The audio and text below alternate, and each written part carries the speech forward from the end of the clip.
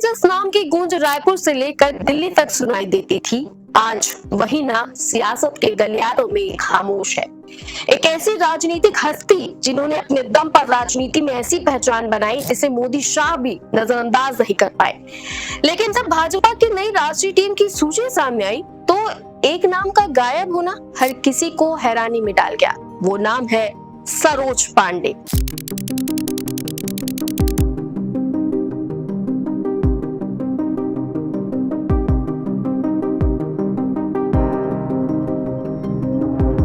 हैरानी इसलिए कि ये वही नाम है जिसने छत्तीसगढ़ की राजनीति में अपनी शुरुआत से लेकर दिल्ली के सत्ता संगठन तक अपनी एक अलग पहचान बनाई थी।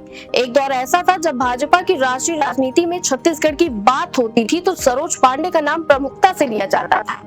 महापौर से शुरू हुआ उनका सफर इतनी तेजी से आगे बढ़ा कि देखते ही देखते वो विधायक, सांसद, राष्ट्रीय महिला मोर्चा की अध्यक्ष, राष्ट्रीय महामंत्री और फिर राष्ट्रीय उपाध्यक्ष तक पहुंची। लेकिन आज उसी राजनीतिक सफर की रफ्तार अचानक थमी हुई दिखाई दे रही है। तो आखिर ऐसा क्या हुआ कि जिस नेता का राजनीतिक कद कभी लगातार बढ़ रहा था, आज उसी नेता के हिस्से में इतनी बड़ी खामोशी है। कहानी शुरू होती है साल 2000 से। दुर्ग की स्थानीय राजनीति से निकली एक महिला नेता ने पहली बार महापौर की कुर्सी संभाली। फिर 2005 में दोबारा महापौर बनी, लेकिन सरोज पांडे की नजर सिर्फ नगर निगम तक सीमित नहीं थी। उनके भाग्य का सूरज राजनीति के आसमान में बीचों बीच चमक रहा था। 2008 में वैशाली नगर से विधानसभा पहुंची सरोज पांडे और अगले ही साल 2009 में दुर्ग लोकसभा से सांसद, यानी एक ही समय में महापौर भी, विधायक भी और सांसद भी। राजनीति में ऐसा दुर्लभ संयोग बना कि उनका नाम Guinness book of world record और लिम्का बुक ऑफ रिकॉर्ड तक पहुंच गया। अब तक सरोज पांडे सिर्फ छत्तीसगढ़ की नेता नहीं रह गई थी, दिल्ली ने भी इस नाम को पहचान लिया था। सरोज पांडे की राजनीतिक गाड़ी तेजी से उड़ान भर रही थी। 2013 में भाजपा महिला मोर्चा की राष्ट्रीय अध्यक्ष की जिम्मेदारी भी मिली उन्हें।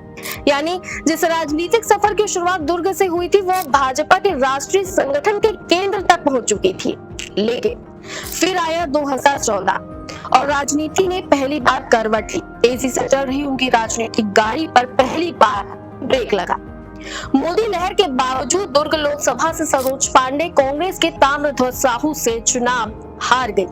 ऐसा लगा शायद अब उनका राजनीतिक प्रभाव कम होगा, लेकिन यही उनकी कहानी में सबसे दिलचस्प मोड़ था। चुनाव हारी वो, लेकिन संगठन पकड़ कमजोर नहीं हुई उनकी। भाजपा ने उन्हें राष्ट्रीय महामंत्री बनाया। 2018 में राज्यसभा पहुंची और फिर 2023 में राष्ट्रीय उपाध्यक्ष पर उनकी ताजपोशी हुई।